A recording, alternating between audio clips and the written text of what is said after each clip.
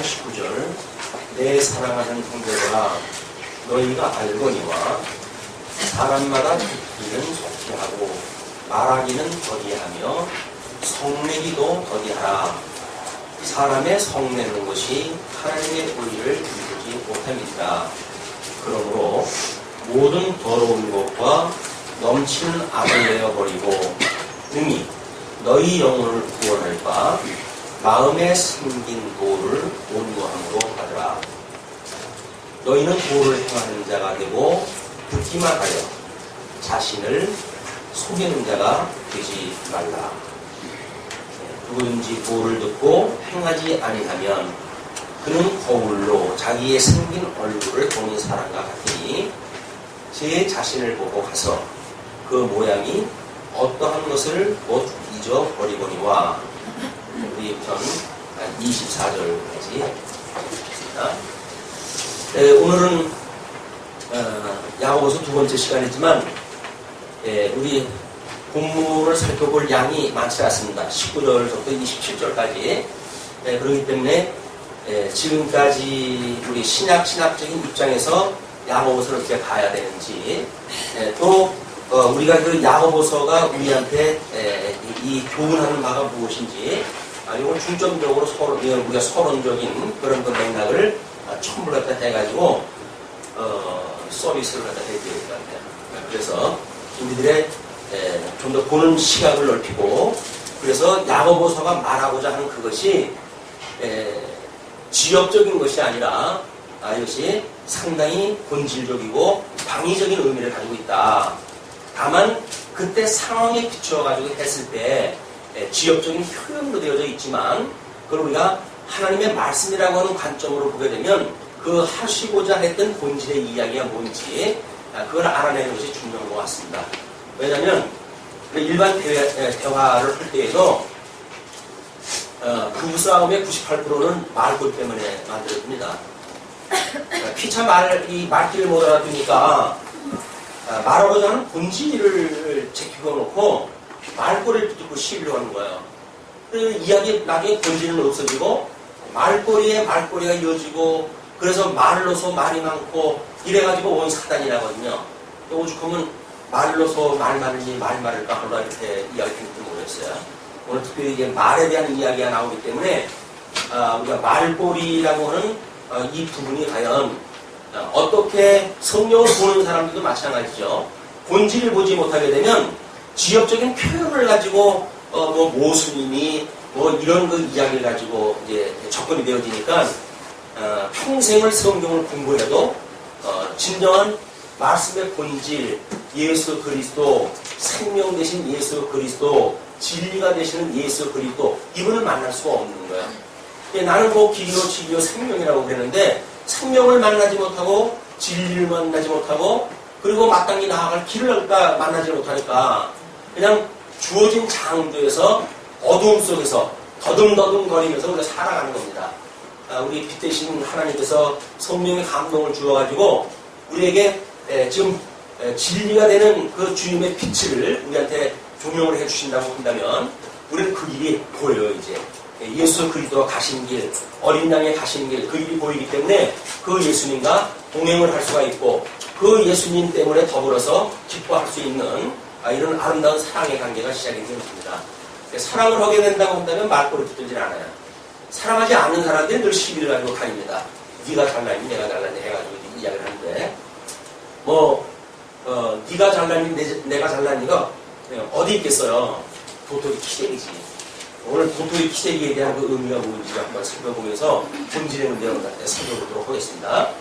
자, 그러면 우리가 신약이라고 이렇게 이야기를 하는데 이제 구약성경에서 언약한 바가 있어요.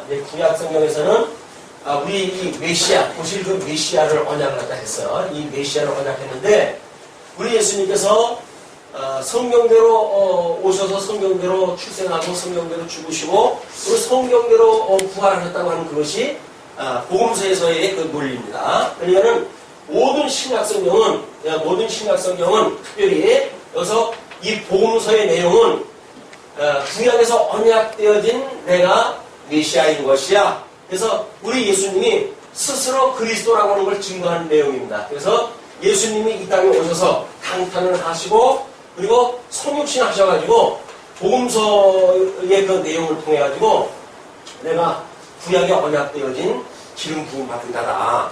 이걸 이제 증거하는 내용이 복음서의 내용이거든요.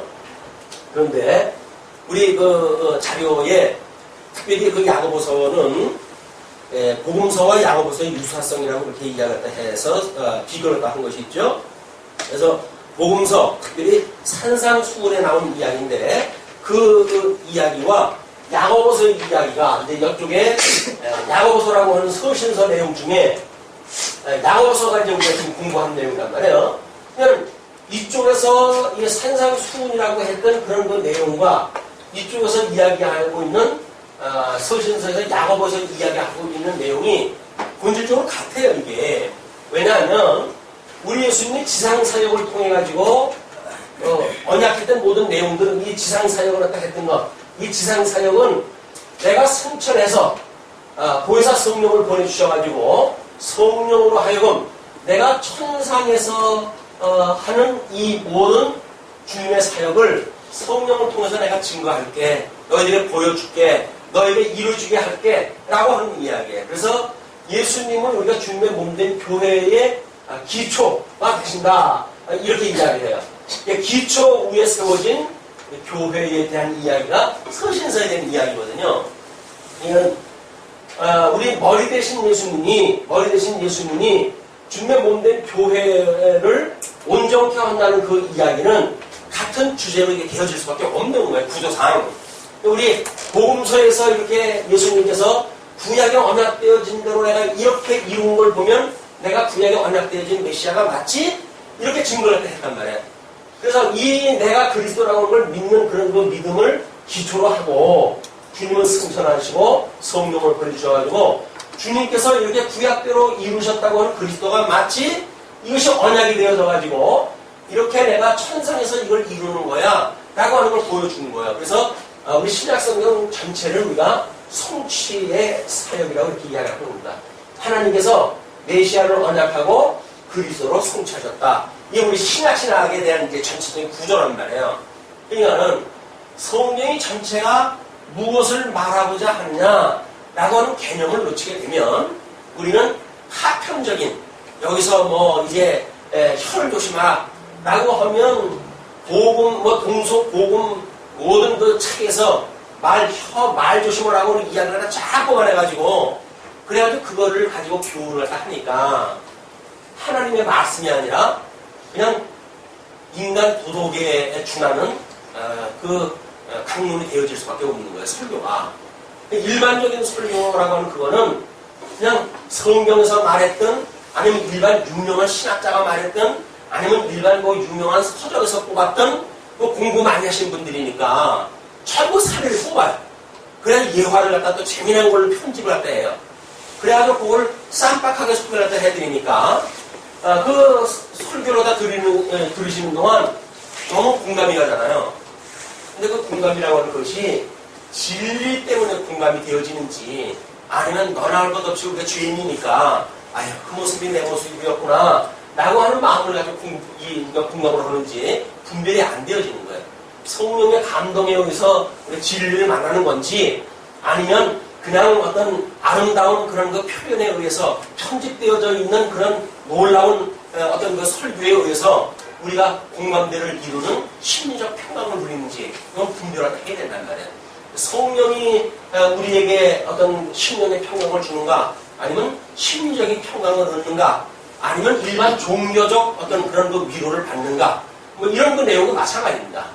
또는 뭐 이게 요즘은 어떤 사회학적인 그런 그 분위기가 있으니까 나름대로 사회에서 주장을 하는 윤리적 당위성을 우리가 갖는가 라고 하는 문제는 막강한 힘을 가져요. 왜? 보편적인 일이니까. 보편적인 일이기 때문에 힘을 얻는데 그거는 말씀의 힘이 아닙니다.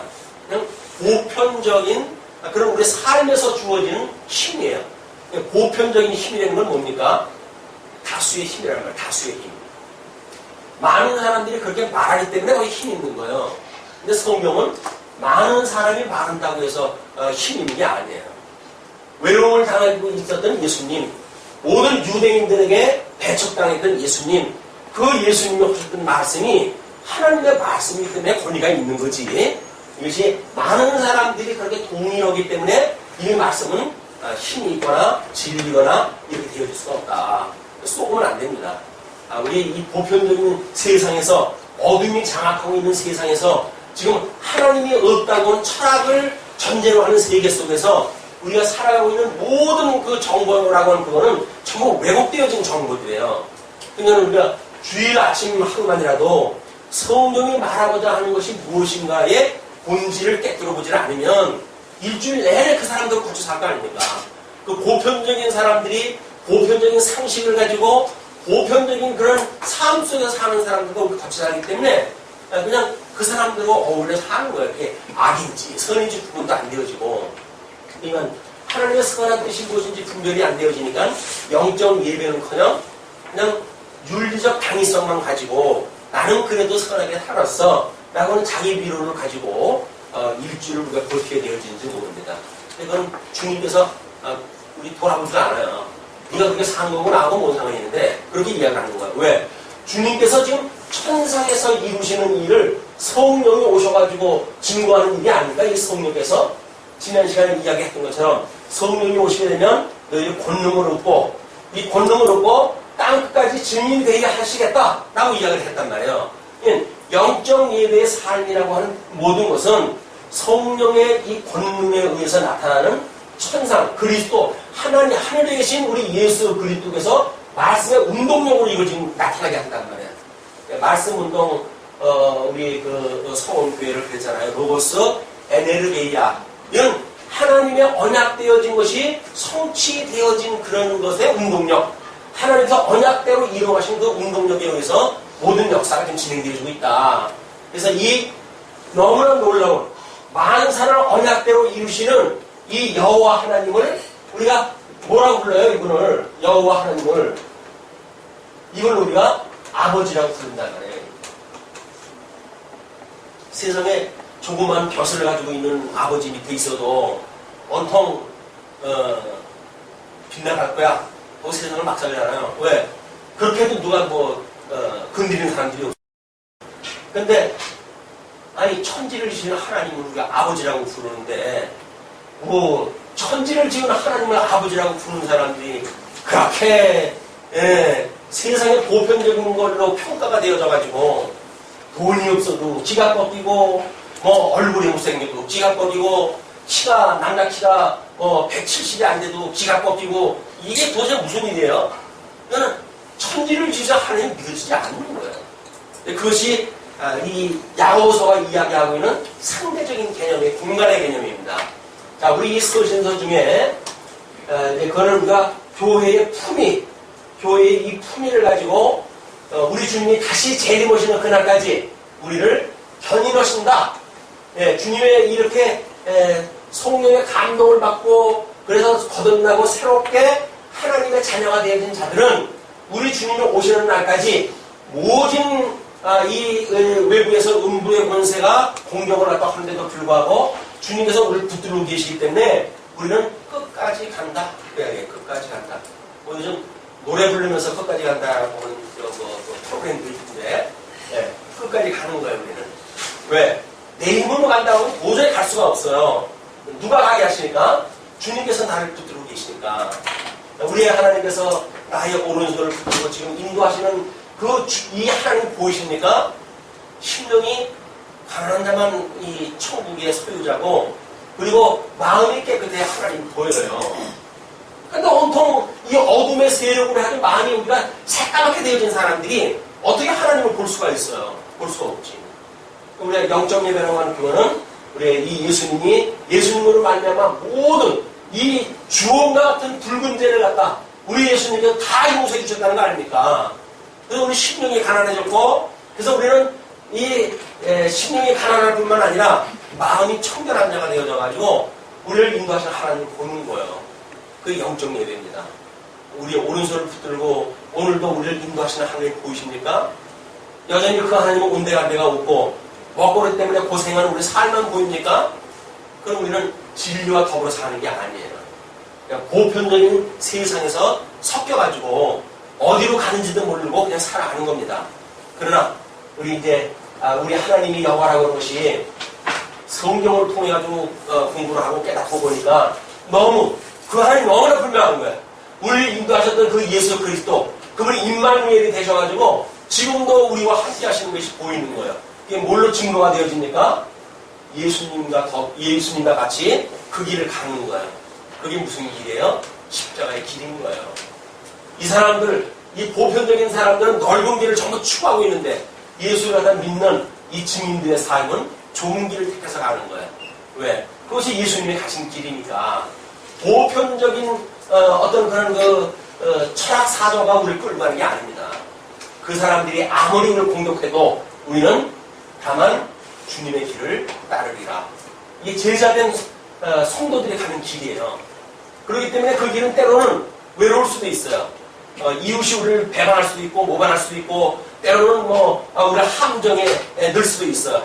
그러나 그때마다 주님께서 우리를 지켜주시는 그분을 만나는 그 순간마다 주님이 나와 함께 한다고 하는 그 감격 때문에 우리는 이 세상을 기쁘고 즐거운 마음으로 담대한 신앙을 가지고 살아가게 되어진다. 그런데 이 품이라고 하는 것은 끊임없이 공간 개념이라고 그러지 않았어요. 이제 우리 예수님을 통해 가지고 예수님이 오셨을 때 이 천상에서 이루시는 모든 그 일들, 이걸 우리가 영원한 언약 성취라고 했어요. 영원한 언약 성취. 이거를 해 아래서 보여주실 때 이거를 시간과 공간과 형상이라고 하는 이걸로 지금 계시라고 하셨단 말이에요. 계시.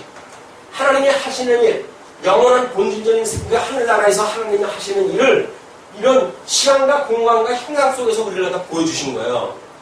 그러니까 예수님이 이제 우리가 예수님을 만나고 예수님과 더불어 증인이 되어지고 증인이 되어진 그런 것 때로부터 이 시간은 우리 예수님이 오시는 그 재림의 시간을 향해가지고 끊임없이 이제 진행이 되어집니다. 왜? 성령이 오시면 권능을 얻고 땅끝까지 일어나의 증인이 되리라. 그리고 땅끝까지 복음이 증거되어질 때 내가 재림할 것이야 라고 우리 약속을 했다고 지난 시간에 확인을 했단 말이에요. 그러니까 우리 이 예수님이 재림 오시는 때까지 우리 주님께서 함께 하시는 거야. 이걸 우리가 시간이라고 그 이야기를 시간. 근데 이 시간이라고 하는 것이 우리 예수님 오실 때까지 지금부터 2000년이 지났는데 이게 앞으로 몇백 년이 갈지 1000년이 갈지 모르잖아요. 그런데 우리는 이렇게 단시대 70년 내지 80년 사는 인생이란 말이에요. 그런 그 인생들을 위해서 우리 주님께서는 이렇게 공간적인 개념을 가지고 우리들을 깨닫게 하셨어요. 이제 깨닫게 하셨어요. 그래서 우리가 히브리서를 통해 가지고는 시간이 만들어 놓은 어떤 전통, 그래서 이 전통이라고 하는 것이 힘이 아니다. 이 전통이라고 하는 그 유대인들이 가지고 있는 전통이 말씀의 본질이 아니라 말씀은 성경으로 돌아가야 되는 거야. 성경으로 돌아가서 성경이 무엇을 말하는 걸 봐야지. 많은 시간들이 지나가면서 만들어진 전통에 우리가 매이게 되어지면 유대주의자들의 율법주의에 발목이 잡히고 또는 세속주의자들도 마찬가지죠. 자기네들이 만들어 놓은 시간세계가 만들어 놓은 전통이 있잖아요. 문화라고 하는 이름으로 해가지고 현재 그들의 문화를 우리가 도외시하게 되면 살 수가 없어요. 왜? 그 사람들은 이걸 가치라고 보여지니까. 그래서 이 전통의 문제를 우리가 히브리서를 통해 가지고 우리 이것을 이루시는 예수 그리스도가 더 무어하기 때문에 유대교가 가지고 있는 이 전통은 이거는 진리가 아니다라고 하는 걸 우리 히브리서를 통해서 확인할 했어요. 그러면 이 야고보서를 통해 가지고는 공간 개념에 대한 이야기입니다. 자, 우리 지난 시간에 이제 결론 부분을 이야기했다 했는데 그 결론 부분과 오늘 서론 부분하고 이제 맞다는 부분이에요. 뭐냐면 하나님께서 천지를 창조하시나 태초에 하나님이 천지를 창조하시니라. 그리고 이 천의 이야기는 성경에 더 이상 언급을 안 해요. 물론 이 산발적으로 이제 이야기가 되지만 그러나 이 지의 상태를 뭐라고 이야기합니까? 우리가 이게 혼돈하고 공허하며 그 다음에 흑암 위에 이 기품이 흑암 위에 있다. 이것이 땅의 상태라고 했어요. 땅. 이게 하나님이 첫째 날만으로는 천지의 개념입니다. 그런데 이 공허했던 우리 땅의 상태를 하나님께서 어떻게 이거를 둘째 날 섭리했다 하시죠? 이걸 윗물과 아랫물로 나누셔요. 자, 그리고 가운데를 궁창이라 이렇게 이야기를 해요. 궁창을 하늘이라고 그랬어요. 우리들이 보고 있는 이 하늘은 지금 여기서 말하고 있는 첫째 날 만들어 놓은 지혜 개념이에요. 지혜 개념. 그러니까 자, 이 윗물 세 개가 있고 아랫물 세 개가 있어요. 그리고 이 넷째 날 여기에다가 넷째 날 태양과 그 다음에 달과 그 다음에 별과 이런 걸 만들어 놓으셔가지고 절기와 그 다음에 시간을 하나님께서 작동토록 하신 거예요. 그러면 자, 이제 이 아랫물 속에 우리들이 지구가 이제 만들어져요. 그럼 이제 우리가 보고 있는 지구의 개념이에요. 지구의 개념. 요거는 이제 땅, 이 땅 안에 이제 우리가 말하는 땅이에요. 그리고 이것이 우리가 말하는 하늘이에요. 그래서 우리 그 동양의 우리 오랜 그 선진들은 도대체 태양과 별과 이 달과 별이 홍도와 황도와 또 이 별자리와 이런 것이 어떤 일정한 룰에 따라서 이 변화가 되어진단 말이에요. 이런 그 변화를 따라가지고 만사는 하늘에서 이루어지는 거로구나 이렇게 이해가 됐어요. 그래서 소위 말해서 이 천지인이라고 하는 사고도 이 하늘의 뜻이 땅에서 이렇게 이루어지는 거라구나 이걸 이해하는 거예요. 그러니 이 위에 사는 인간은 마땅히 천지라고 하는 조화에 우리가 겁맞게 살아가는 것이로구나 이렇게 이해를 한 거예요. 동양사상이라고 이렇게 이야기를 했어요. 왜? 지금 이 태양과 달과 뭐 이런 것이 이건 이제 양이라고 그러고 다른 의미라고 이렇게 이야기를 하니까 동쪽에서 해가 떠요. 동쪽에서 해가 떠요. 그래가지고 이쪽으로 해가지고 저녁에 이제 이쪽으로 이제 해가 지잖아요. 그러면 우리 이제 이쪽에 지구가 있어요. 그러면 태양이 뜨는 곳에 여기는 양지가 되죠. 이쪽 뒤에는 음지가 되어져요. 이걸 음양오행설이라고 하고 이야기를 하는 거예요. 음양오행설로 해가지고 이 모든 조화가 이렇게 태양과 달과 별자리가 움직여지면서 조화가 이루어지는구나 라고 믿었던 것이 동양학의 이야기란 말이에요. 그런데 지금 이분들이 말하고 있는 이 천지인의 개념은 뭐라고 그랬어요? 넷째 날 만들어 놓은 해 아래의 걸 가지고 이야기를 한단 말이야. 모든 종교, 모든 철학, 모든 것들이 넷째 날 만들어 놓은 이걸 가지고 이야기를 하는 거예요. 그러니까 첫째 날 천지를 만드시는 하나님을 우리가 아버지라고 부르는 성도들하고는 서로 말하는 영역이 달라요. 말하는 영역이 다르다고요. 이쪽으로 보는 자연과학자들도 우리 이제 땅에서 지금 이 사람들이 사는 거 안에 이제 공간 개념을 보게 되면 천지라고 하는 공간 개념이 있고 그 지라고 하는 개념도 윗물이라고 하는 공간 개념과 아랫물이라고 하는 공간 개념이 또 있단 말이에요. 그리고 궁창이라고 하는 것이 만들어짐으로 해가지고 우리가 하늘과 땅이라고 하는 새로운 천지의 개념을 갖게 되었어요. 그 천지의 개념을 가졌는데 비행기를 타고 하늘을 나게 됩니다. 그랬더니 비행기를 처음 타보시는 분이 우스갯소리가 아니라 그분은 진지하게 당신이 처음 비행기 탄 것이 아니라고 하는 걸 이야기하기 위해서 창문을 탁 내려다보니 어머나 개미가 너무 조그맣게 보이네 그러더래요. 그랬더니 옆에 있던 사람이 비행기 아직 출발 안 했습니다. 요즘 회항으로 해가지고 비행기가 이제 뜨는 것이 어디까지가 뭐 문제라고 법적으로 이야기가 되죠 그러는데 자 비행기가 뜨지 않으면 그냥 개미는 개미로 보이는 거예요. 그런데 이것이 3,000m 항공으로 떴어요 비행기가. 그리고 밑을 내려다봤어요. 근데 어떻게 보입니까? 논이라고 하는 그것도 손바닥만하게 해가지고 배열이 되어져 있고 집이라고 하는 것도 뭐 애들 장난감에 조금 이렇게 보이고 그러지 않겠어요. 사람은 보이지도 않을 거예요. 자, 우리 비행기 타는 것만 가지고도 비교를 했을 때 그렇단 말이에요. 우리가 육지에 이제 이렇게 사는 사람들이 개미들을 보잖아요. 그럼 개미가 자기 그 먹거리를 갖다가 물고 열심히 지합니다. 근데 뭐 옆에 집 개미인지는 모르지만은 그걸 쟁탈전을 벌려요. 서로 이제 자기가 물고 가겠다고. 근데 사실은 서로 물고 그러는 것이 아니라 너무 그 먹이가 크니까 뒤편에서 끌고 가는 사람이 안 보이는 거야. 개미가 안 보이는 거야. 그러니까 쥐 혼자 있는 줄 알고 이제 그걸 끌고 가고 하면 이제 그렇게 싸움이 벌어지려고 보여집니다. 근데 지네들끼리는 그거 가지고 좀 1년 양식을 준비한다고 그러지 않겠어요? 근데 그걸 내려다보고 있는 사람은 어떨까요? 아이고, 참 수고한다. 그렇게 먹고 살려고 애쓰는구나. 그런 생각을 가질 수가 있지 않겠어요? 개미들은 서로 이 쟁탈전을 갖다 하면서 네 힘이 세냐, 내가 힘이 세냐 해가지고 좀 쟁탈전이 벌어질 거란 말이에요. 자, 우리 이 지구에서 벌어지는 이 인류의 문제를 저 천지를 지으시는 하나님께서 이렇게 내려다보시게 되면 여기서 나는 힘이 세요. 나는 여기서 돈이 많아요. 나는 여기서 권세가 높아요. 나는 명예가 대단합니다. 라고 해가지고 갑질을 하는 사람들이 있다고 했을 때 하나님이 내려다보시면 어떻겠어요? 그걸 성경에서는 하나님이 비웃으시도다 이렇게 비웃어요. 하나님이. 아니 개미같이 뭐 비교도 안 되는 인간들이 키가 나는 170이야. 나는 170이 안 돼. 요즘 170이 안 되면 루저라면요. 그러니까 어려서부터 남자들은 170 이상이 되려고 애를 쓰는 거예요.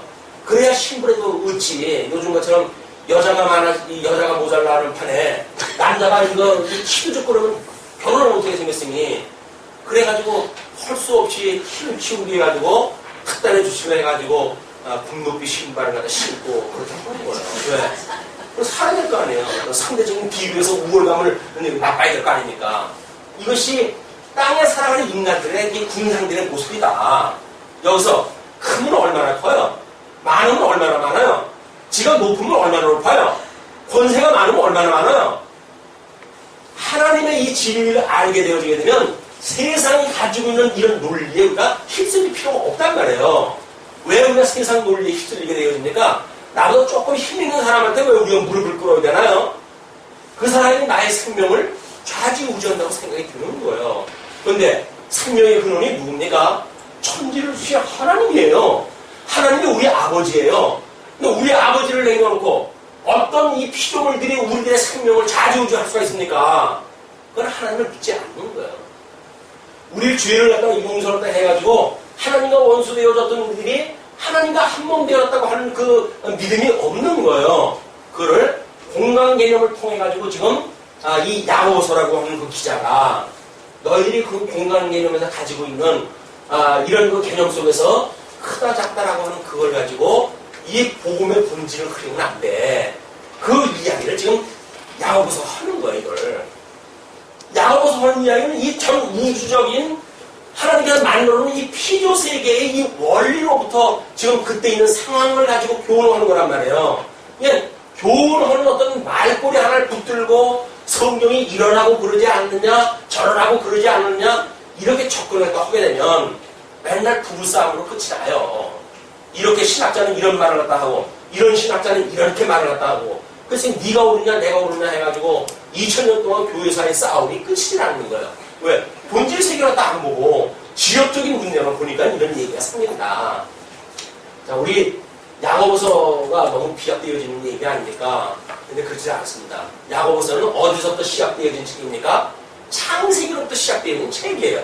성경은 한 권의 책입니다. 야고보서의 내용이 너무 비약되는 게 아니냐? 그 이야기는 야고보서가 있기까지의 저 앞에 있는 성경이 뭐라고 말했는지에 대한 것이 전제되어지기 때문에 그렇단 말이에요. 근데 창세기의 이야기를 다 빼버리고 천지를 지으신 하나님의 이야기 다 빼버리고 그리고 우리 야고보서에 딱 와가지고 뭐라 그래요? 행위가 없는 믿음은 죽은 거야. 그냥 당신들은 충성해야 돼 라고 하는 이야기를 하게 되면 성도들은 어떻게 해야 돼요? 죽었다고? 그냥 우리 지난 시간에도 이야기를 했지만 마틴 루터가 돌아버리는 거예요. 이게 아니 로마서에서는 이신칭이라고 해가지고 그 믿음의 어떤 그 은혜를 깨달았고 그것 때문에 종교개혁이라고 하는 그때 막강한 그런 어떤 힘의 권세에 맞대어가지고 종교개혁을 일으켰는데, 아, 이 독일어로 해가지고 많은 사람들이 성경을 좀 보게 해야 되겠다.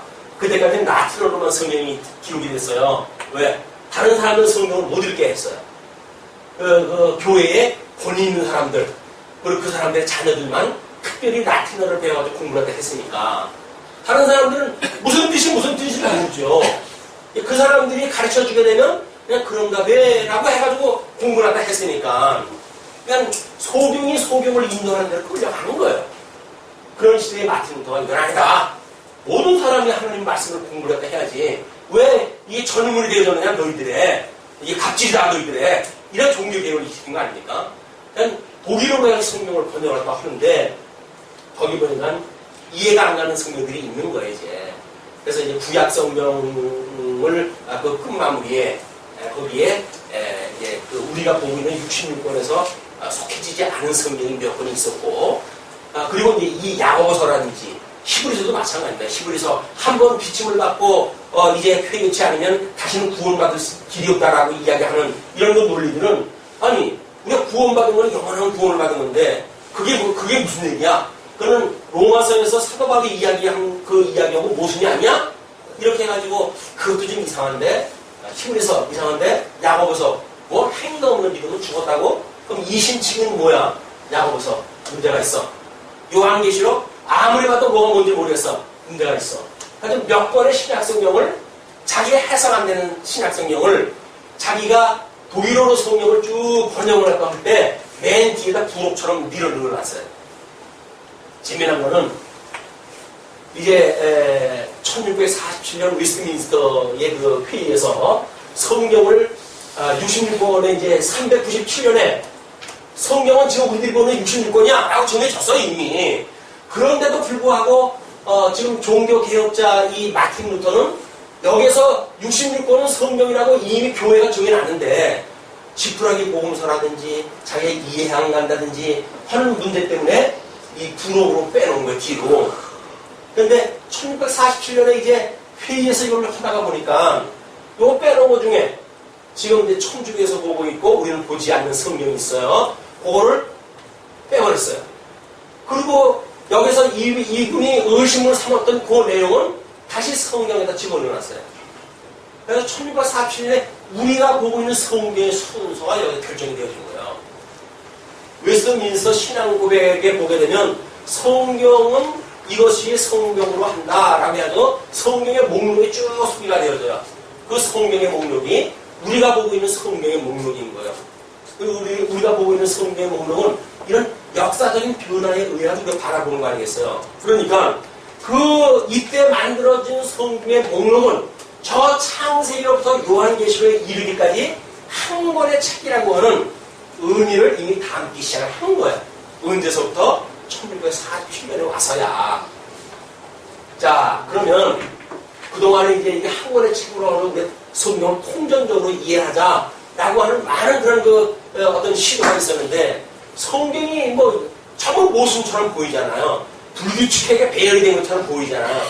그럼 그 불규칙한 배열, 모순되어진 그런 어떤 각본의 책, 이걸 어떻게 한 권의 책으로 논리적으로 설명할 수가 있겠는가? 라고 하는 문제가 성경신학에서 이야기하고 있는 성경의 구조입니다. 구약성경과 신약성경을 나누고, 구약성경은 모세오경과 역사서와 시가서와 선지서라고 하는 걸 통해가지고, 거기야말로 하나님의, 우리 이렇게 이야기했어요. 이제 우리 모세오경이 여기서 이제 약속을 했던 한 대로 역사가 이루어지는데, 역사가 이루어진 걸 보니까 역사서, 그 다음에 시가서, 그 다음에 선지서, 이 내용을 갖다 보니까 하나님께서 이렇게 언약하신 대로 역사가 이루어지는 거 보니까 하나님께서 이런 사역을 하시는구나, 이걸 깨달아요. 하나님의 사역에 하나님이 하시는 사역. 그리고 시가서에서 노래하는 그 믿음의 선지자들이 노래하는 걸 보니까 하나님의 속성이 이러하구나 라고 하는 걸 공부를 다 하게 됐어요. 뿐만 아니라 선지서를 통해 가지고 하나님이 택한 백성이라고 하는데 그냥 뭐 포로로 끌려가게 하시질 않나, 뭐 완전 진상 속에다 집어넣질 않나, 이런 걸 갖다 통해 가지고 하나님이 선지자를 통해 가지고 너희들은 이렇기 때문에 내가 없다고 의심하느냐? 아니야. 그러므로 내가 있는 거야. 역설적인 그 예언을 활동을 하게 하셔요. 너희들이 불순종하기 때문에 내가 너희들 전부 흩어버린 거야. 왜? 모세 오기 전에 이미 언약을 했거든요. 너희가 내가 약속한 땅에 들어가게 되면 너희들은 일찍이 나를 다 떠날 거야. 속히 나를 버릴 거야. 그리고 우상을 숨길 거야. 그때 내가 너희 열방에 흩어버릴 거야. 이렇게 약속을 했어요. 그러나 너희들을 돌아오게 할 터인데 너희들이 그런 지역에서 돌아오게 되면 너희는 나의 백성이 되어지고 나는 너희의 하나님이 될 것이야. 약속이 여기서 이미 됐어요. 그냥 모든 역사는 하나님의 역사, 언약대로 이루어지는 역사란 말이야. 아, 내가 언약대로 이루어가는 거 맞지? 이걸 통해가지고 믿음의 선배들이 하나님은 정말 놀라우셔요 라고 해가지고 찬양을 불렀단 말이에요. 5대 속성으로 이야기를 하는데 뿐만 아니라 선지서에서 하나님이 이긴 뭐가 있어. 하나님이 있다고 한다면 우리를 이렇게 내버려 두실 거야? 하나님이 계시다고 한다면 우리를 이렇게 사랑하지 않고 그냥 미워하실 거야? 라고 의심하는 자들에게 얘들아 언약대로 내가 너희들 이렇게 인도하는 거 맞아. 이걸 믿으면 내가 너희를 회복하게 해준다고 약속했잖아. 그 회복에 너희들이 참여가 될 것이야. 그렇기 때문에 마치 아무것도 없는 것 같고 음부의 고난을 받아가지고 완전히 우리가 힘도 없고 아무것도 아닌 것 같지만 너희들이 믿는 그 하나님이 너와 함께하기 때문에 너희들은 곧 회복이 되어질 거야 라고 하는 게 구약성경에 놀렸었단 말이에요. 그 선지자의 말이 믿어지는 사람들은 하나님은 살아계셔 라고 해가지고 하나님의 존재에 대한 것을 확신을 가지고 살게 되어진 거예요. 왜? 그 엄한 고난을 받고 나라를 잃고 포로의 신세가 되어지고 그런 가운데도 하나님은 살아계셔. 그 이야기예요. 지금도 우리 삶에 어려움이 계십니까? 삶에 힘든 것이 있습니까? 그 주님께서 우리를 끝까지 견인을 갖다 해주신다고 하는 이 사실을 믿게 되면 이 복음을 믿게 되어지게 되면 우리는 하나님은 계셔. 나와 함께 계셔. 이걸 믿게 되어진단 말이에요. 그걸 세상에 감당할 수 없는 믿음이라고 우리 이야기하는 거예요. 자, 이제 그렇게 되어졌을 때 우리 이제 이 공간 개념 속에서 어떻게 야고보서가 이야기하고자 하는 이 공간 개념 이걸 이제 알았단 말이에요. 자, 그러면 지난 시간에 하나님은 이렇게 변화하는 이렇게 회전하는 그림자도 없으시다. 그런 분이라고 했단 말이에요. 천지를 지으신 하나님이니까 하나님은 만들어 놓은 어떤 자연계의 변화에서 움직이는 분이 아니란 말이에요. 그런 하나님이 계시니까 그런 그 이야기였거든요. 자, 19절에 그래서 그렇게 이야기하는 겁니다. 내 사랑하는 형제들아 너희가 알거니와 사람마다 피하고 말하기는 더디하며 성내기도 더디하라. 이렇게 이야기를 했으니까 신입살이 하게 되면 어떻게 되는데 예수 믿다가 신입을 갔어요. 시어머니가 예수 믿는 권사님인데도 불구하고 얼마나 신입살이 시킨지 몰라. 그러면 신부가 어떻게 해야 될까요?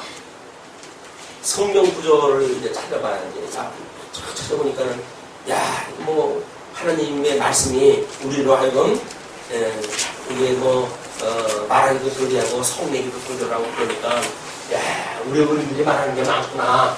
참으로 인자 세이시면 살인도 면한다고 그랬는데 그래서 벙어리 3년, 김어리 3년 이렇게 사는 거예요. 그러면 달라질 거 하지만 그 시어머니 돌아가시기 전까지 비교하는 게 하나도 없어요. 그럼 뭐가 바뀌어야 돼요? 내가 보는 관점이 바뀌어야 돼요. 내가 보는 관점이 바뀌어야지 상대방을 바뀌기를 기다린다는 이야기는 불가능한 일이에요. 어디로 상대방이 바뀔 걸 기대를 합니까? 아니, 내 자신도 내가 못 바꾸는데 다른 사람이 어떻게 바뀌어지겠어요?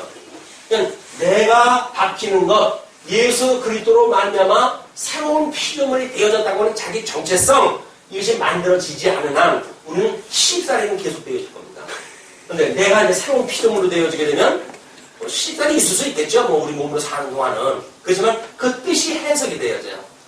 참 우리 시어머니 세상을 모르니까 이 어마어마한 천지에 대한 그런 그 조화를 모르니까 겨우 며느리, 갓 며느리, 살림의 경험도 없는 며느리, 그 며느리를 가지고 갑질을 하시는구나. 이렇게 믿으실 거 아니겠어요? 얼마나 측은해요. 이걸 모르니까 그렇게 하시는 분이니까 측은하게 느껴지지요. 그러니까 그분을 위해서 우리가 기도를 하고 그분에게 더욱 사랑을 베풀고 하다가 보면 그분의 마음이 놓아질 수도 있어요. 왜? 하나님이 그렇게 해가셨으니까. 그냥 우리 뭐 그렇게 살라고 하는 이야기지 우리한테 의지를 가지고 참을 인자를 가지고 세 번만 그래 참어. 그럼 넌 살인도 면해. 시집살이 잘 살 거야. 이렇게 하는 개념이 아니란 말이에요. 이걸 모르게 되면 우리는 이 세상에 갑질 오는 사람한테 맨날 종처럼 살아야 돼, 노예처럼. 뭔가 나한테 월급 주는 사람한테는 꼼짝 못하고 살아야 돼, 힘도 못 쓰고. 우리 교수 앞에서, 뭐 학위라도 좀 받으려고 그러면 그 선생님한테 꼼짝을 못해요. 요즘 사회적으로 난리 아닙니까? 뭐 성추행 문제니 뭐니 이게 교수들의 갑질이 뭡니까 도대체. 자기가 영향권이 있단 말이에요. 자기가 이 어떤 그 학위를 수여하는데 상당히 영향권이 있으니까 그걸 가지고 갑질을 하는 거예요. 얼마나 힘이라고 믿어지지 않으면 그걸 가지고 갑질을 하겠어요, 인생이. 그것이 우리가 어떤 데로부터 이런 문화가 만들어져 오는지를 봐야, 아이고, 그런 사람들 보면 불쌍하죠. 참 세상에 그러고 살고 싶니? 라고 할 만큼 아주 보잘것없는 삶을 산단 말이에요. 자기는 뭐 대단하죠. 학위를 수여할 수 있는 권위가 있다고 자기는 주장을 다 하지만 이 천지에 대한 비밀을 다 알고 보니까 불쌍하기 짝이 없는 인상 아닙니까? 그렇기 때문에 우리가 복음을 증거해줘야 되는 거예요. 아무개 교수님 예수 믿고 복음하겠어요. 그 사람이 정신이 부정하겠죠. 뭔 소리냐 그게. 예수님 믿지 않으면 없어질 걸로 해가지고 그렇게 살다 그냥 그렇게 죽습니다. 그러니 저 영원하신 하나님을 믿고 그 우리 하나님께서 우리를 사랑해서 보내주셨던 예수 그리스도 그분을 믿으셔요. 라고 하는 것이 말할 수가 있게 되어진단 말이에요. 증인의 역할을 다 해야 된단 말이에요. 그냥 하게 받겠다고 해서 적당히 그 믿어서 야합하고 그렇게 하지 말고 당당히 예수를 믿으세요. 라고 이야기하게 되면 갚질 못해요, 감히. 왜? 우리 주님이 우리와 함께 하니까요. 근데 주님이 함께 한다고 믿어지지 않으면 늘 값지려 끌려다녀야 된다니까요. 예수님이 함께 하는 게 믿어지게 되면 예수님을 믿으세요. 그럼 무슨 얘기가 시작이 되어지겠죠. 그러면 이 천지의 비밀에 대한 거를 이렇게 복음으로 증거하다 하게 되면 하나님께서 그의 마음을 구부러뜨리거나 양심이 있으면 뭔지를 알아듣겠지. 지금 먹물이나 먹다고 하는 인생인데 그렇다고 한다면 그런 그 사람들의 이 복음을 받아들이는 기회가 될 수가 있다.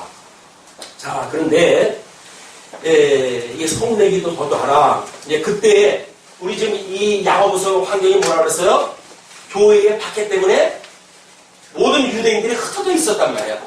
흩어져 있으니까 흩어져가지고 박해를 받는데 자기 성질대로 하면은 거기서 살아나겠어요? 죽지. 타지에 가가지고 지 성질대로 한다면 누가 놔줘요, 이거를. 안 되니까 이런 상황을 비춰가지고 성내기도 더디하라. 사람이 성내는 것이 하나님의 의를 이루지 못하는 거야.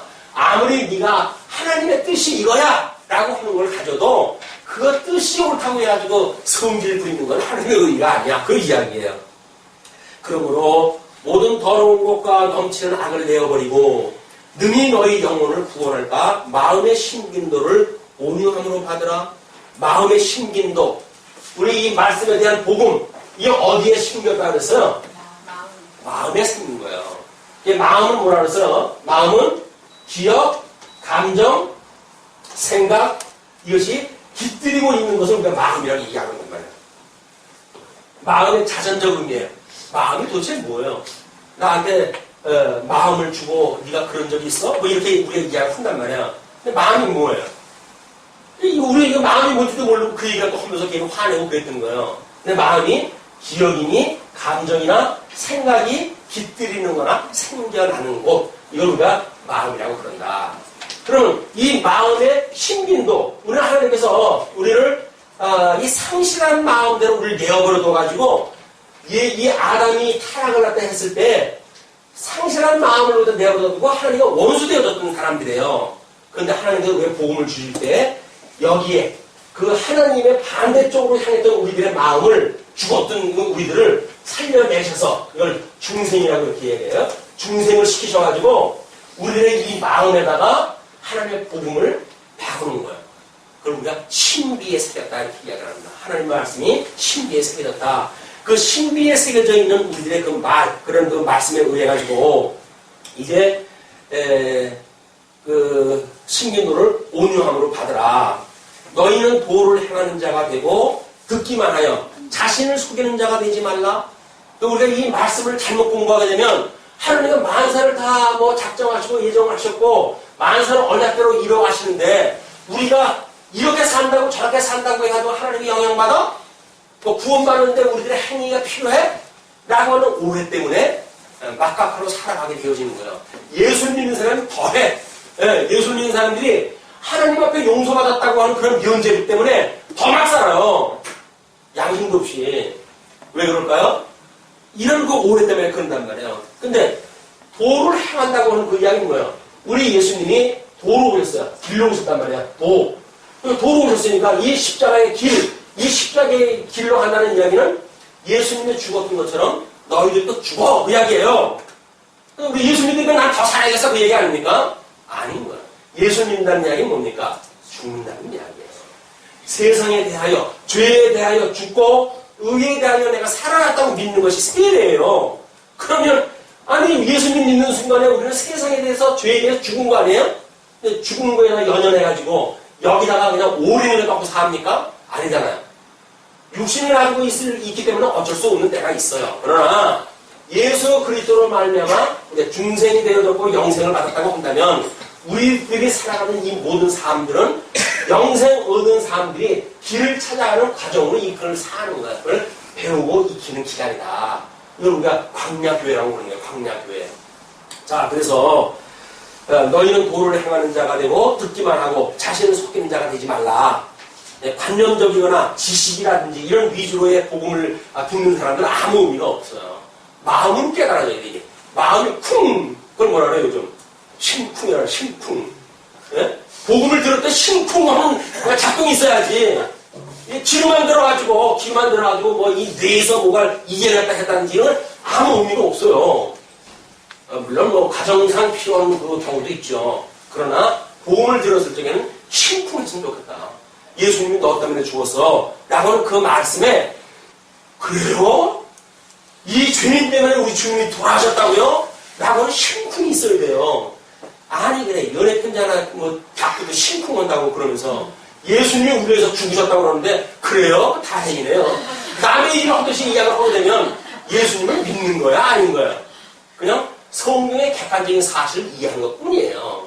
그러나 우리가 심쿵 우리 마음이 그냥 쿵 해가지고 뭐가 이 심박질 이 띵박질을 딱 하는 거야 이게. 아 예수님이 나를 위해서 돌아가셨대. 어떻게 그럴 수가 있어? 이 나 같은 죄인을 위해서 어떻게 주님이 돌아가실 수가 있어? 라고 하는 걸로 나도 모르게 눈물이 흐르고 회개의 역사가 일어나고 이렇게 되어져야 되는데 예수님 나 때문에 돌아가셨대. 내가 언제 죽으라고 그랬나? 자기 얘기가 좋아서 그랬지? 이렇게 막가자고 그러면 그건 복음 듣는 게 아니에요. 자, 누구든지 이제 24절 제 자신을 보고 가서 그 행위가 없는 그 믿음의 이야기예요. 내 자신을 보고 가서 그 모양이 어떠한 것을 곧 잊어버리거니와 그때 거울은 동경입니다. 이 동물 갖다 이 연말 갖다 해가지고 베푼 그런 그 거울이에요. 동경이기 때문에 사실은 지금 이렇게 거울로는 다릅니다. 다르면 그냥 그리트게 이렇게 보일 정도예요. 뭐 흠이 있는 건 잘 안 보여요. 네, 그렇게 생긴 얼굴을 보는 사람과 같으니 제 자신을 보고 가서 그 모양이 없다는 것을 곧 잊어버리거니와 확실하게 봐야 지금처럼 거울을 확실하게 봐야 아니 아침에 딱 넥타이를 맸는데 넥타이가 삐뚤어졌네. 그게 확실하게 보여야 넥타이를 바로 잡고 올 거 아니겠어요. 근데 흐릿한 데서 멀찍이 지나가는 쇼윈도에서 대충 보고 왔다. 그럼 어떻게 되는지 모르잖아요. 그럼 삐뚤어진 채 강요하는 거예요. 근데 자기는 똑바로 된 줄 알고 강요하겠죠. 삐뚤어진 그 넥타이를 메고 강요할 수밖에 없는 거예요. 저를 사랑하신다고 한다면 목사님 삐뚤었어요. 쌀 좀 보내주셔야 돼요. 바로 잡고 하죠. 많은 사람들이 그거 보고 아이고 77만 그래. 이렇게 이야기하면 흉보이잖아요. 이게 사랑하는 사람들이 하는 이야기란 말이에요. 잘못되어진 거를 서로 권면하고 복음을 통해 가지고 지도를 하고 이런 요즘 그 역사, 이 상합의 역사가 일어나는 거예요. 에이 말했다가 괜히 뭐 신소리야 듣지 뭐 하도 하는 이야기 사랑하지 않는다는 이야기야. 아이고 너 좀 살다가 가라. 그 이야기야. 그러니까 강대상에서 다른 사람들 귀에 듣기 싫은 얘기 못 해주는 거예요. 왜? 말세의 증세가 뭡니까? 자기의 이 귀에 들리기 좋은 얘기만 골라 듣는 시대가 되거든요. 그냥 이렇게 하나님의 말씀으로 해가지고 우리를 뭔가 너는 죽을래 라고 하는 선언이 있었을 때 떠나주고 이렇게 하는 사람들한테는 복음이 안 되라는 거예요. 튀어요. 말씀이 튀어. 그러나 그래요 정말 내가 죽어야 되는데 지금도 아직도 못 죽은 곳이 있어가지고 내가 얼마나 내 성질을 냅니다. 이런 그 사건이 벌어진단 말이에요. 자, 그래서 자유하게 하는 율법을 들여다보고 있는 자는 결코 자유하게 하는 율법, 예수 그리스도로 말미암아 그게 주님께서 이루어지는 새 계명, 우리 새 계명을 주셨어요. 위로는 하나님을 사랑하고 이웃을 내 몸같이 사랑하라 라고는 새 계명을 주셨는데 그 새 계명은 옛 계명을 온전케 하셨던 예수 그리스도의 계명이에요. 그 예수 그리스도의 계명은 주님께서 언약하신 대로 주님께서 이루어가신대요. 그러니까 너희들은 나이가 와서 배워라. 왜? 내 몸에는 쉬고 가벼우니까. 억지로 하는 것이 아니라 기쁘고 즐거운 마음으로 깨달아진 마음으로 하니까 하고 싶어서 하게 되어지는 거니까. 그러니까 가벼운 짐이 되어진단 말이에요. 그래서 이제 자유하게 하는 그 온전한 율법을 들여다보고 있는 자는 그걸 이제 우리가 보죠. 이 모세의 어떤 머리에 쓰였던 수건처럼 있었던 것이 예수님을 만나고 아주 수건이 다 벗어버렸잖아요. 복음의 본질을 갖다 보이잖아요. 이제 그 본질을 보고 있는 너희들은 그 이야기입니다. 잊어버리는 자가 아니요 실행하는 자니 이 사람이 그 행하는 일에 복을 받으리라. 그 이야기. 여기서 있는 그 복도 이렇게 함으로 복을 받는다고 하는 그 의미로 보십니까? 이 문장을 봤을 때 하나님께서 이미 이 아담에게 복을 주셨잖아요. 아담에게 복을 주셨잖아요. 근데 이 주었던 복을 상실했단 말이에요. 불순종으로. 그러나 둘째 아담이신 예수님을 통해서 이 복이 회복이 되어졌잖아요. 이 상실했던 복이 회복되어진 이 복에 내가 참여하게 되어진다. 그 이야기예요. 여기서 이런 것도 모르고 내가 열심히 몰라가지고 뭘 하게 되면 내가 이렇게 선을 갖다 했으니까 이제는 내가 복을 받겠네 라고 하는 개념이 아니란 말이에요.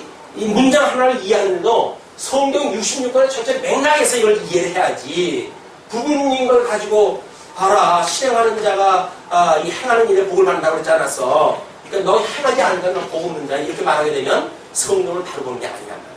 여기서 말하는 거는 저 상실했던 복을 둘째 아담이신 예수님이 회복을 한다 해주셨는데 그 복에 참여하게 되어진단 말이에요. 왜? 이 길 대신 예수님과 동행을 하니까 이분 안에 우리가 들어가 있으니까 예수를 믿는 믿음으로 주님 안에 있으니까 이 주님을 품고 사니까 예수 그리스도의 심장이 되어서 우리가 살게 되어지니까 이것이 행하게 되어진단 말이에요.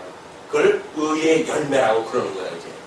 그래서 그 의의 열매에 대한 거를 이제 아마 2장 부분에서 쭉 이제 소개가 되어지는데 지금 26절로 27절이 교재에 소개해 있는 그거예요. 그걸 잘 보십시오. 어떻게 분리가 되어져 있는지.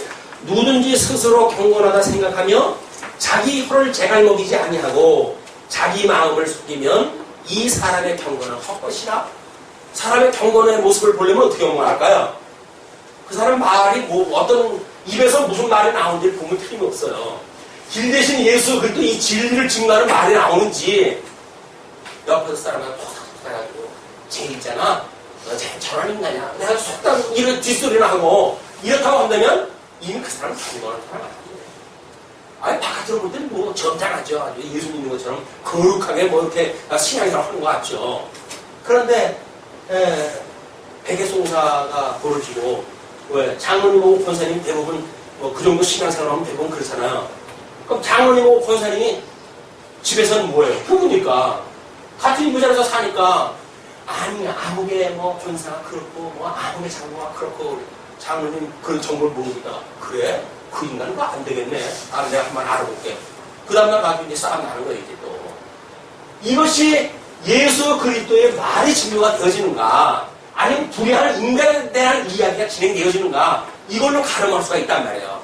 진리를 증거하는 입술인가, 세상사를 가지고 시비를 가르는 이야기인가, 이 세상사는 시비에 오른 적이 없어요. 모든 사람이 다 죄인인데, 자기가 왜 기준이 돼요? 왜 자기 뜻대로 돌아가야 돼? 근데 세상 가서 자기 뜻대로 하려고 하니까는 폭군이 나타나는 거예요. 왜? 힘 있으니까. 내 힘가지고 안 되는 게 없어요. 그러니까 갑질을 다 하는 거예요. 그러나 예수 그리스도가 믿어지게 되면 어린 양 권세로 해가지고 돌아가신 그분이 믿거든요. 그리고 돌아가셨다 사흘 만에 사망 권세를 이기시고 부활하셨던 예수 그리스도가 믿어지거든요. 그렇기 때문에 어린 양 권세를 가지고 우리 믿고 살아야 됩니다. 그 이야기를 하는 겁니다. 그렇기 때문에 너의 자기의 혈작을 먹이지 않냐고 자기 마음을 속이면 이 사람의 경건은 헛것이다. 다른 거 볼 것도 없어요. 그걸 이야기 한 10분만 들어보면 진리 이야기하는지 세상 이야기하는지 딱 봐죠. 아, 지금은 경건의 시간이 아니구나. 왜? 그거는 지금 경건의 시간이 아니라 무슨 시간이에요? 이 시정 잡혀들 이야기가 돌아오고 있는 거니까. 자, 그 이제 혀에 대한 이야기가 나왔어요. 그 혀에 대한 이야기는 앞으로 3장에서 전체가 그 이야기야. 3장에서요. 그렇기 때문에 27장 3반절에 그걸 갖다 나눠놨어요. 그 다음에 27절 하나님 아버지 앞에서 정결하고 더러움이 없는 경건은 하나님 앞에 이 참다운 예수를 믿는 그런 경건이라고 한 것이 뭔가 경건은 곧 고아와 가부를 그 환난 중에 돌아보고 자 지금 환난을 받은 시간 돼가지고 교중에 모든 성도들이 흩어졌다 그랬어요. 그렇다고 하면 흩어져 있는 그런 거에 더군다나 어떤 생활력이 없는 분들은 신앙생활 하기가 더욱 어려우시잖아요. 근데도 불구하고 이 팔자지 평소에 돈 좀 벌어놓지 이런 이야기가 하면 안 된단 말이에요. 뭐 국회의원인가 그런 이야기를 했죠. 나이 60살이 돼가지고 노후가 준비하겠다고 한다면 그게 삶이 실패된 삶이 아니니까 그걸 국가가 그걸 해줘야 된단 말이니까 이런 막말을 갖다 하는 그런 그걸 국회의원이라고 대표를 뽑아놨으니 더면 좋아요. 이런 시정 잡혀만도 못한 생각을 가지고 있는 것이 국회의원이라고 해가지고 갑질을 갖고 있으니까 그들의 60년 동안 어떤 삶을 사는지 지가 어떻게 알아요? 지금 뭔가 형편이 좋아가지고 대목은 된 거 아니겠어요? 아니 형편이 안 됐는데 지가 그렇게 됐어요? 형편이 됐으니까 그렇게 됐을 거란 말이에요.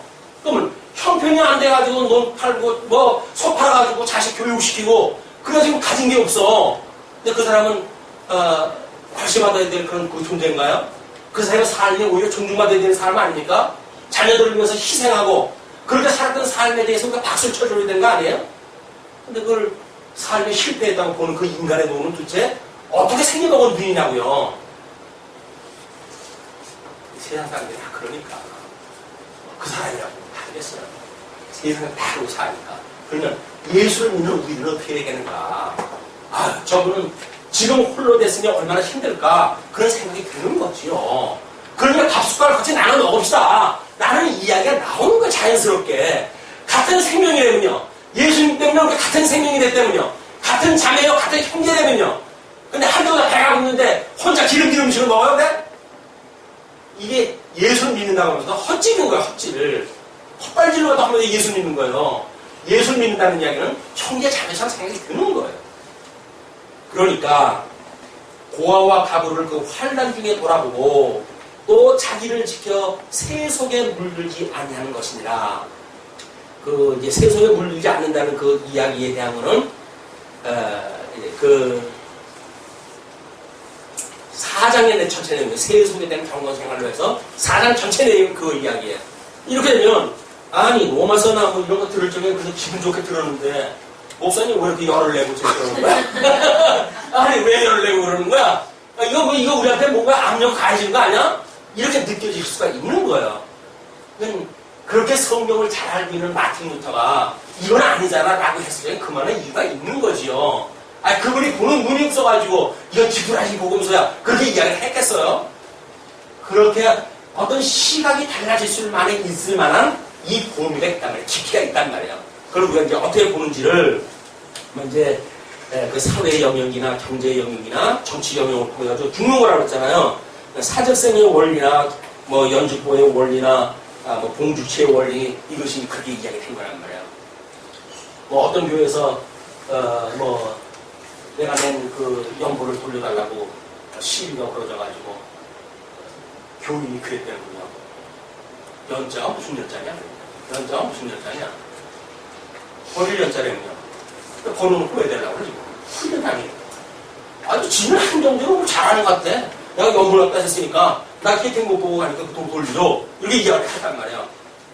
연자가 하나님 앞에 이 버리는 거 아니에요. 버릴 연자 아니에요. 버렸으면 지가 버려놓고 그걸 갖다 왜 인정하죠? 달라고 그래. 달라고 그러기를. 잘못되어져 있는 원리를 깨닫게 되어지게 되면 그걸 가지고 또 갑질을 갖다 하네요. 그것도 어디에서? 신성 교회라고 하는 곳에서 안 돼요. 연모라고 하는 건 하나님 앞에 하는 겁니다. 이건 교인 총회 재산이에요. 교인 총회 재산이기 때문에 그걸 누군지 개별적으로 나눌 수가 없는 거란 말이에요. 그걸 내놓으라는 이야기는 도대체 성경을 아는 거예요. 진리를 아는 거예요. 뭘 얻겠다는 겁니까?